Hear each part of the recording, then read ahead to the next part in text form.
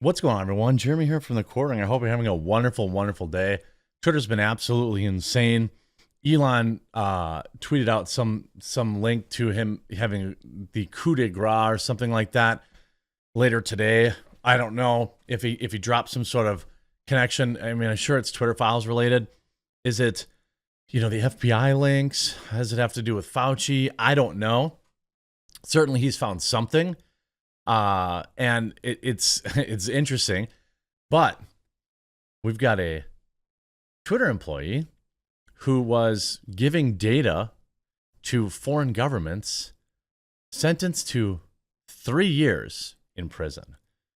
Finally, some justice. Now we'll never know what data they stole and gave about United States citizens to the Saudi government. Somebody we just work with all the time, but this is an interesting story, and we're going to get into that right after a super quick word from this video's sponsor. Huge shout out to this video's sponsor, Galaxy Lamps. Are you looking for a cool way to add some magic to your home? Well, look no further than the Galaxy Projector 2.0. This lamp projects vibrant RGB colors and laser stars, transforming any room into a magical planetarium. You can control the projector via the app, which gives you full control over the brightness, colors, rotation, speed, on-off scheduling, and much more. So bring some magic into your home with the Galaxy Projector 2.0. The new Galaxy Projector 2.0 is the latest and greatest way to bring the beauty of the Galaxy into your home. The stunning projection system creates a realistic planetarium right in your own home with vibrant colors and beautiful stars that you can control via the app. You can enjoy the night sky anytime, anywhere. Another cool feature is it can be set up to work with both Amazon Alexa or Google Assistant. It can be used on its own without integrating to the app with its 6 different color pattern settings, 3-stand system that allows you to put it up against the wall and ceilings. And right now, if you use promo code THEQUARTERING, you'll save 15% off. Make sure you use the link in the description below or the pinned comment and promo code THEQUARTERING to pick up your Galaxy lamp today. Former Twitter employee sentenced to giving user data to foreign governments. There's an argument gaining momentum on the right, even among some liberals, that TikTok, for example, poses a unique threat to national security and should be banned because its parent company, ByteDance, is owned by a Chinese organization. Anti-TikTok advocates claim its ownership arrangement means Americans' data could be turned over to the Chinese government that U.S. officials frequently encourage us to be skeptical of. If you don't think that's what TikTok's doing, I mean, I've got some swampland to sell you in Florida, bud. They're already doing it. But there's also ample reason to distrust the right-wingers wielding influence at Facebook and Twitter, and to believe our data is unsafe in their hands as well. Hey, I agree. I know that this article is like dripping with leftist elitism, but I agree. They think that anybody who's like mildly like considered to be conservative or have right-wing opinions about anything, they think that they're all this monolith of like the most obscure or absurd points. Like, obviously, I don't like TikTok and I wouldn't care if the app got banned forever. But I also agree that our data is not safe, even at Twitter. Okay? Too many weirdos have access to my data at Twitter. And yes, I'm a big Elon Musk fanboy. And there you go. On Wednesday, there was a former Twitter employee was sentenced for colluding with the Saudi royal family, put a finer point on a very real security issues that are all of popular social networks, not just TikTok. Well, yeah, okay, you can simp for TikTok all you want. I'm more concerned with what data of mine was sold to the Saudis. And then, of course, they were probably just a middleman, right? Former Twitter employee sentenced to more than 3 years in prison for spying for Saudi Arabia. A former Twitter employee found guilty of spying on users on behalf of the Saudi royal family has been sentenced to 3.5 years in prison. Ahmad, I don't care, a dual U.S. Lebanese citizen who helped oversee media partnerships for Twitter in the Middle East and North Africa, was part of a scheme to acquire personal information of users, including their phone numbers, birthdays for the Saudi government. And again, like, why are we buying our oil from them?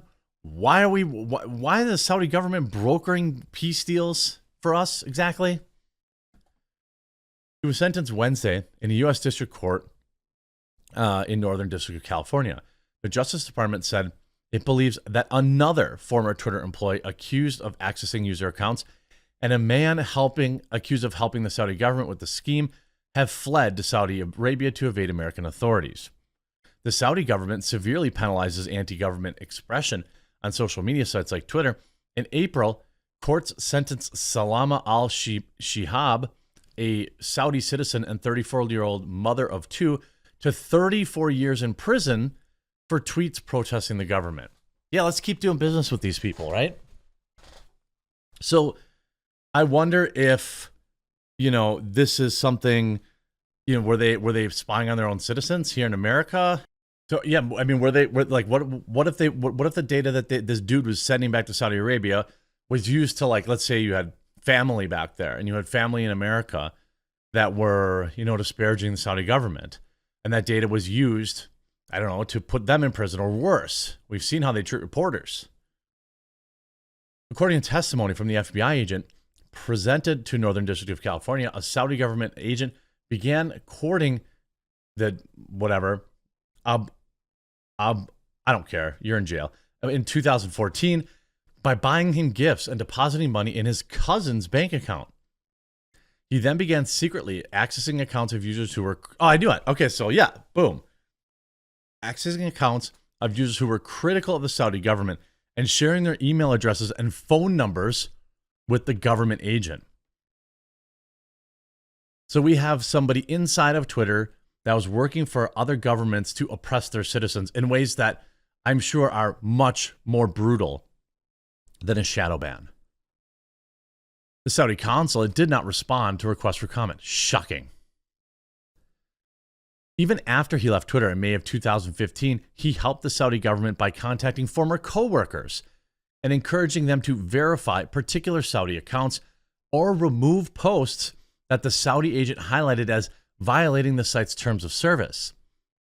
The FBI agent said in the testimony he received hundreds of thousands of dollars and used some of that money to put a down payment in a home in Seattle. The indictment highlights the threat that Twitter faces from foreign spies who see value in the information. Suddenly, we cared about your data because Elon Musk bought it. Suddenly, the media cares about our data again? Where were you when the endless data leaks have been happening at Facebook and Instagram and all these other sites? You'd write one article about it and that's it. And you'd move on with your life. Now suddenly you're worried about our data? MSNBC's simping for TikTok. While he was the first person found guilty and sentenced for spying on Twitter on behalf of a foreign government, a former head of cybersecurity at the company has testified that the company has previously been infiltrated by spies from at least two other countries. Peter Zatko, Twitter's former head of security, filed a lengthy whistleblower complaint about the company submitted to the Securities and Exchange Commission and the FTC in July. In it, he said the governments of India, Nigeria, and Russia had each tried to get Twitter to hire hand-picked people as full-time employees who could potentially spy on users. Later, he testified at the Senate in September. Zatko said that he had, before he came to the company, the FBI warned staffers that Chinese intelligence likely also infiltrated Twitter. Because of course they did. Of course they did. Of course they did.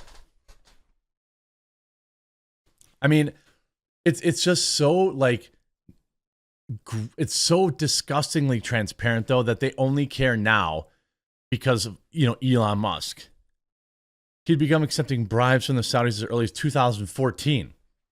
So this dude was at Twitter for several years. He got a $42,000 watch? Dang.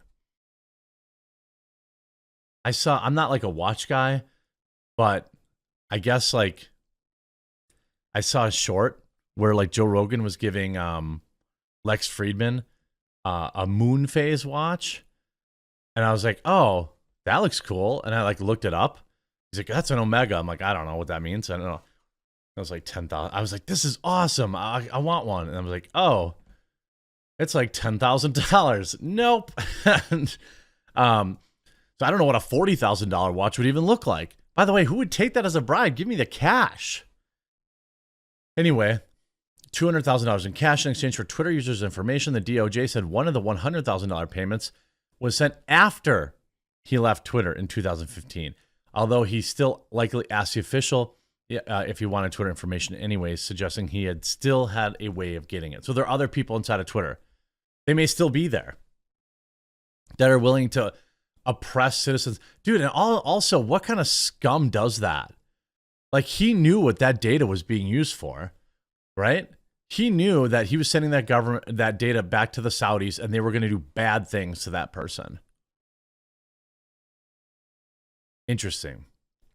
You know, that tells you a little bit more about where that person's head's at. I hope you enjoyed this video. I hope there are more Twitter employees sent to prison soon. That would be awesome. Former Twitter employees. If you enjoyed the video, leave a like on it. Make sure you subscribe using the button below, and we'll talk to you again real soon.